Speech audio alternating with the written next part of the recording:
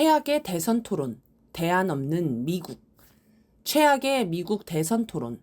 미국 시각으로 6월 27일 저녁 조지아주에서 열린 미국 대선 1차 토론회가 미국 국민을 충격에 빠뜨렸습니다. 조 바이든 대통령과 도널드 트럼프 전 대통령은 1시간 반가량 열띤 토론을 했는데 서방 언론은 이를 두고 최악의 밤, 대참사, 재앙, 지켜보기 고통스러운 토론이라고 혹평했습니다. 대체 무슨 일이 있었던 것일까요? 일단 토론 영상을 20초에서 30초 정도만 보면 어느 정도로 심각했는지 바로 알 수 있습니다. 토론을 시작한 지 10분도 안 된 상황에서 바이든 대통령은 혼절했나 싶을 정도로 기진맥진한 모습을 보이며 말을 제대로 하지 못했습니다. 발언 내용을 들어보면 더 황당합니다. 트럼프 후보가 감세를 주장하자 바이든 대통령이 민주당의 의료보험 정책인 메디케어를 옹호하는 발언을 한 것인데 중간에 말이 꼬이면서 횡설수설하더니 우리가 마침내 메디케어를 무찌른다면 이라고 말을 끝냈습니다. 트럼프 후보는 어이가 없는지 고개를 젓더니 방금 마지막에 무슨 말을 했는지 모르겠다. 아마 본인도 모를 것이다. 라고 받아치고 그의 말이 맞다. 그가 메디케어를 파괴했다. 라면서 불법 이민자 때문에 메디케어 정책이 망가졌다고 주장했습니다.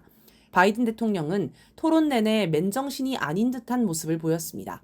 말을 하다가 중얼거리거나 머뭇거리기 일쑤였고 첫째라고 말하고 다음에 둘째라고 해야 하는데 다시 첫째라고 하는 등 횡설수설하기도 했습니다. 대통령 후보 토론이라고 믿기 어려울 정도로 막말과 비속어가 난무하기도 했습니다. 바이든 대통령은 트럼프 후보가 1차 세계대전 전사자를 패배자, 호구라고 불렀다면서 내 아들은 이라크에 파병 갔다가 암 4기 판정을 받고 돌아왔다. 라며 내 아들이 패배자나 호구가 아니라 당신이 호구이자 패배자라고 분통을 터뜨렸습니다. 그러자 트럼프 후보는 그 말은 내가 한 게 아니다. 사과하라 라고 반박했고 바이든은 내가 사과해야 한다는 생각을 사과하라 라고 맞받았습니다. 이에 트럼프 후보는 2021년 아프가니스탄에서 미군이 철수한 사실을 언급하며 미국 역사상 가장 부끄러운 날이었다. 전 세계가 더 이상 미국을 존경하지 않고 제3세계로 취급하기 시작했다. 라고 바이든 대통령을 공격했습니다. 우크라이나의 전쟁을 두고 트럼프 후보는 젤렌스키가 미국에 올 때마다 600억 달러를 받아간다. 그는 최고의 세일즈맨이다. 라고 비꼬았습니다. 또 우크라이나 전쟁과 팔레스타인 이스라엘 전쟁 때문에 미국은 3차 세계대전의 수렁에 빠질 것이라며 내가 1월 20일 취임하기 전에 대통령 당선자 신분으로 푸틴과 젤렌스키 간의 전쟁을 끝내도록 하겠다라고 공약했습니다. 이에 바이든 대통령은 나토 동맹들도 우리만큼이나 우크라이나에 자금을 지원하고 있다. 일본과 한국을 비롯해 전 세계 50개 나라가 우크라이나를 지원한다. 라고 반박했습니다. 그러나 트럼프 후보는 바이든 대통령을 가리켜 호구, 패배자라고 비웃었습니다. 중동 문제와 관련해 바이든 대통령이 하마스를 제거해야 하지만 인구 밀집 지역에서 무기 사용은 자제해야 한다라고 하자 트럼프 후보는 바이든은 팔레스타인 사람 같다 라며 그런데 팔레스타인 사람도 바이든을 좋아하지 않는다. 몹시 나쁜 팔레스타인 사람이니까. 그는 나약한 사람이다 라고 조롱했습니다. 바이든 대통령은 트럼프 후보가 34개 혐의에 대해 유죄 판결을 받았다며 무대 위에 있는 유일한 전과자가 바로 내가 지금 보고 있는 사람이다 라고 하였습니다. 그러면서 트럼프는 공공장소에서 여성을 성추행했고 아내가 임신한 날 포르노 배우와 동침하는 등 다양한 일을 했다. 도덕성이 길고양이 수준이라고 지적했습니다. 이에 트럼프 후보는 나는 포르노 배우와 동침하지 않았다. 유죄 판결을 얘기하는데 바이든의 아들은 매우 높은 수준의 중범죄자다. 바이든도 퇴임하자마자 중범죄자가 될 수 있다. 라고 대응했습니다. 대선 토론회에서 19금 수준의 말들이 오간 것입니다.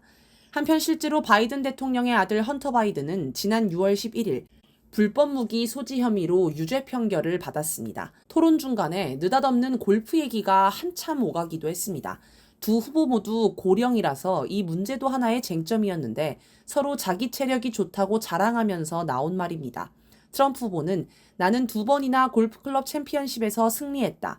그건 고령자 대상이 아니었다. 바이든은 골프공을 50야드도 못 친다. 라며 자기 골프 실력을 자랑했습니다. 그러자 바이든 대통령은 누가 공을 더 멀리 보내는지 대결해보자. 부통령 때 내 핸디캡은 6이었다. 라며 당신이 골프 가방을 직접 들고 다닌다면 당신과 골프를 치겠다. 할 수 있을 것 같나? 라고 쏘아붙였습니다. 골프에서 핸디캡은 규정 타수보다 얼마나 더 많이 치는지를 나타내는 말로 작을수록 실력이 좋습니다. 한국인을 기준으로 핸디캡 6이면 상위 10% 이내에 드는 상당한 실력입니다. 트럼프 후보는 당신이 골프채를 휘두르는 걸 봤는데 핸디캡 6은 완전히 거짓말이라고 했고, 바이든 대통령은 한때 핸디캡 8이었다라고 대꾸했습니다. 그러자 트럼프 후보는 애들처럼 행동하지 말자라고 핀잔을 주었고, 바이든 대통령은 당신이 어린아이라고 맞받았습니다. 대통령 후보의 토론이 아니라 초등학생 말싸움을 보는 듯합니다. 또 바이든 대통령이 트럼프는 나보다 3살 어리고 능력이 훨씬 떨어진다라고 공격하자 트럼프 후보는 나는 2번의 인지검사를 받았는데 완벽하게 통과했다. 바이든은 아무 검사도 안 받았다. 단 한 번이라도 정말 쉬운 것이라도 받는 모습을 보고 싶다. 라고 바이든 대통령을 조롱했습니다. 트럼프 후보는 불리한 질문이 나오면 그의 특기인 동문서답으로 대응했습니다. 2021년 의회 폭동 사건에 관해서는 계속 말을 돌리는 바람에 사회자가 예, 아니오로 답해달라라고 요청하기까지 했습니다.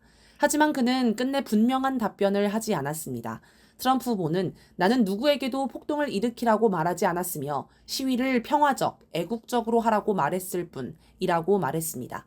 또 바이든 대통령이 트럼프 임기 중 실업률이 15%까지 올라갔다라고 주장하자 트럼프 후보는 바이든이 만든 유일한 일자리는 불법 이민자를 위한 것이라고 맞받아쳤습니다.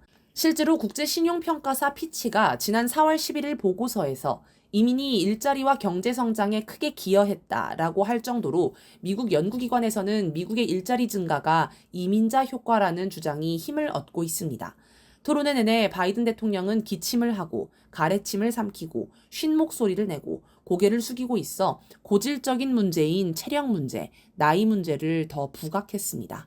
후진국 미국.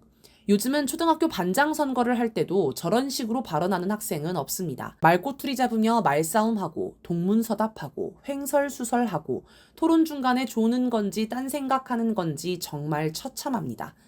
벨기에 총리였던 기 베르호프스타트 유럽의회 의원은 토론회를 본 후 미국의 민주주의는 노인 지배에 의해 우리 눈앞에서 죽었다라고 X에 적었습니다. 프랑스 언론 리베라시옹은 현대 미국 정치사에 전례가 없는 재앙이라고 하였습니다. 미국 정치 전문 매체 폴리티코는 바이든 지지자의 말을 빌어 트럼프의 거짓말에 아무도 관심을 기울이지 않을 정도로 바이든이 역사상 최악의 토론을 했다고 지적했습니다. 민주당 내에서는 지금이라도 후보를 교체해야 한다는 요구가 빗발칩니다. 그런데 이게 바이든 대통령과 트럼프 후보 개인의 문제일까요? 아닙니다. 이번 토론회 참사는 미국 정치가 얼마나 후진적인지를 보여주는 단면일 뿐입니다. 정치뿐 아니라 미국 체제 전반이 이렇습니다. 지금 미국 내부를 들여다보면 난기류를 만나 추락하는 비행기의 내부를 보는 듯합니다. 걷잡을 수 없이 완전히 아수라장, 뒤죽박죽이 된 미국의 더 큰 문제는 대안도 없다는 것입니다. 몇 가지 예를 들어 봅시다. 샵 1. 세계 경제가 어렵다는데 미국 경제만 좋다고 합니다. 그런데 정작 미국인의 삶을 보면 전혀 좋아 보이지 않습니다. 지독한 빈부격차 때문입니다. 미국 인베스팅닷컴의 5월 1일자 기사, 미국의 빈부격차 악화시킨 연준의 정책에 따르면 미국의 양적 완화가 빈부격차를 더욱 악화시켰다고 합니다. 또 대부분의 미국인은 물가 상승에 대처할 수 없는 수준의 임금을 받으며 고통받고 있다고 합니다. 결국 미국의 경제 지표가 좋다고 한들 재벌, 부자의 경제만 좋고 중산층은 무너졌습니다. 서민은 힘들고 정규직은 비정규직이 되며 비정규직은 실업자, 노숙자가 됩니다. 그런데 또 고용률은 증가합니다. 알고 보니 이민자 때문입니다. 2023년 미국으로 건너온 이민자 수가 330만 명이고 이 가운데 240만 명이 불법 이민자로 추정됩니다. 기업이 미국인 노동자를 쫓아내고 저임금 외국인 노동자로 빈자리를 채우고 있는 셈입니다. 샵 2. 미국의 도시마다 노숙자가 넘쳐나지만 미국 정부는 우크라이나 전쟁을 지원하느라 여념이 없습니다. 지난 4월 23일 미국 상원은 608억 달러 규모의 우크라이나 지원 법안을 승인했습니다. 공화당의 반대로 7개월 가까이 지체된 끝에 겨우 통과된 것입니다. 이렇게 통과한 예산은 대부분 미국 군수업체에 들어갑니다. 정부가 군수업체에 돈을 주고 무기를 사서 우크라이나에 주는 식입니다. 이걸로도 부족했는지 지난 6월 13일 바이든 대통령은 젤렌스키 대통령을 만나 향후 10년 동안 훈련, 무기 등 군사적 지원과 정보 공유를 해주겠다는 내용을 담은 새 안보 협정을 체결했습니다. 그러나 이렇게 미국이 열심히 지원하지만 정작 우크라이나가 전쟁에서 이길 것으로 여기는 사람은 별로 없습니다. 밑 빠진 독에 물 붓기입니다. 샵 3. 미국은 경제 영역에서 자국을 맹렬히 추격하는 중국을 주저앉히기 위해 몇 년 동안 중국 고립봉쇄 정책에 온 힘을 기울였습니다. 하지만 중국은 이미 세계의 공장이자 세계 최대 시장이 되었기 때문에 대부분의 나라가 자국 경제를 위해 중국 고립봉쇄 정책에 소극적으로 임했습니다. 심지어 미국 기업조차 정부 정책에 저항할 지경이 되었습니다. 샵 4. 팔레스타인 이스라엘 전쟁도 미국 뜻대로 되지 않습니다. 미국 처지에서 이스라엘은 중동에 배치한 불침 항모이기에 절대 포기할 수 없습니다. 그래서 무기도 계속 공급하고 유엔을 비롯한 국제 무대에서 철저히 이스라엘 편을 들었습니다. 이번 토론회에서도 바이든 대통령은 이스라엘 무기 지원을 보류했다는 주장을 두고 우리는 이스라엘이 필요로 하는 모든 무기를 제공했고 그들이 필요한 시점에 이를 지원했다라고 반박하였습니다. 트럼프 후보는 친팔레스타인 시위자를 추방하고 팔레스타인 난민 입국을 금지하겠다며 극우 정책을 주장했습니다. 그런데 전쟁은 이길 기미가 보이지 않은 데다 이스라엘의 전쟁 범죄가 점점 부각되면서 비난의 화살이 미국에까지 날아가고 있습니다. 미국과 이스라엘이 국제사회에서 완전히 고립되고 있습니다. 샵 5. 북한이 끊임없이 신무기를 선보이며 미국을 위협하지만 미국은 제대로 대응하지 못하고 있습니다. 한국의 친미 세력은 북한이 도발하지 못하게 미국이 확실한 군사력을 시위해 주기를 바라지만 정작 미국은 오히려 조건 없는 대화만 찾고 있습니다. 이번에도 북한이 초대형 탄두를 장착한 신형 미사일을 발사했지만 미국 국방부 대변인은 우리는 북한이 대화에 복귀할 것을 계속 촉구한다. 이번 북한 미사일 발사가 미국이나 영내 동맹국 또는 협력국에 위협을 가했다는 평가는 없지만 우리는 계속해서 심각하게 받아들일 것이다. 라고 했습니다. 동맹국인 한국이 위협을 느꼈다는데 미국은 북한이 위협한 거 아니야 라며 모른 척합니다. 미국의 위신이 땅바닥에 떨어진 지 오래입니다. 스스로 대안을 무너뜨린 미국. 이처럼 미국의 처지가 매우 암담합니다. 그러니 바이든, 트럼프 누가 대통령이 되든 미국은 미래가 없습니다. 추락하는 비행기에서 출구를 찾아봐야 소용이 없습니다. 토론회가 끝나고 트럼프 후보의 지지율이 올라갔다지만 그건 트럼프 후보를 지지하는 게 아니라 바이든 대통령에게 실망해서 심판하는 것입니다. 트럼프 후보는 토론회에서 자기 임기 때 미국 역사상 가장 위대한 경제를 갖고 있었다라고 자랑했지만 거짓말입니다. 물론 당시 미국 경제 지표를 보면 전반적으로 상당히 좋아 보입니다. 그런데 그건 트럼프 정부가 세금을 깎아주고 정부 지출을 늘리는 기형적인 정책을 펼쳤기 때문입니다. 덕분에 미국 정부 부채는 역대급으로 증가했습니다. 그리고 이마저도 코로나19 사태가 터지면서 실업률이 14.7%까지 치솟고 물류 대란이 발생하는 등 심각한 상황이 됐습니다. 미국 대통령이 누가 되든 출로가 없다면 미국에는 정녕 대안이 없는 것일까요? 민주당, 공화당 어디에도 미래를 맡길 수 없다면 대한정당에 힘을 실어주면 되는 것 아닐까요? 실제로 과거에 진보적 정치인이 대선에 도전한 적이 있습니다. 바로 사회운동가 출신으로 민주사회주의자를 표방하는 버니 샌더스 상원 의원입니다. 샌더스 의원은 2016년, 2020년 대선 당시 민주당 대선 경선에 참여했습니다. 미국의 정치제도는 민주당, 공화당 후보가 아니면 사실상 출마 자체가 어렵기 때문입니다. 2016년 경선 당시 샌더스 의원은 돌풍을 일으켰습니다. 아이오와 경선에서 힐러리 클린턴 후보와 0.3% 차이로 2위를 하는 등 시간이 흐르면서 샌더스 지지자가 급격히 늘었습니다. 그러자 경선 중립을 지켜야 하는 민주당 전국위원회가 샌더스 의원 낙선을 위해 조직적으로 움직였습니다. 전당대회 직전 전국위원회 핵심 인물 7명이 주고받은 이메일 약 2만 건이 공개됐는데 여기에 샌더스 후보를 비방하는 내용이 있었습니다. 파문이 커지자 전국위원회 의장이 전당대회 후 의장직에서 물러나겠다는 성명을 발표해 사태를 무마했습니다. 2020년 경선에서도 부정선거 논란이 있었습니다.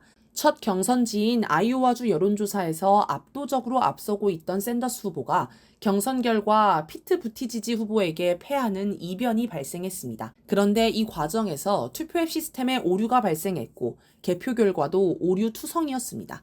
이 문제로 트로이 프라이스 아이오와 민주당 위원장이 사퇴하였고 민주당은 자체 감사에 들어갔습니다.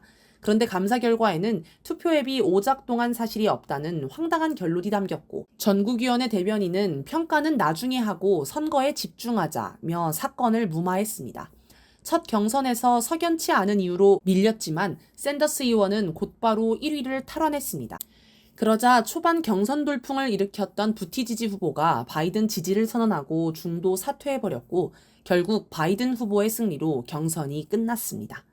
과거 미국은 진보 정치인을 암살해서 제거했지만 지금은 이런 식으로 낙마시킵니다. 이런 현상은 일시적으로 우연히 발생하는 게 아닙니다. 미국 사회의 주류 세력이 자기 기득권을 내려놓지 않기 위해 똘똘 뭉쳐있기 때문에 앞으로도 계속될 것이며 그래서 더 심각합니다. 미국은 스스로 대안을 무너뜨린 나라입니다.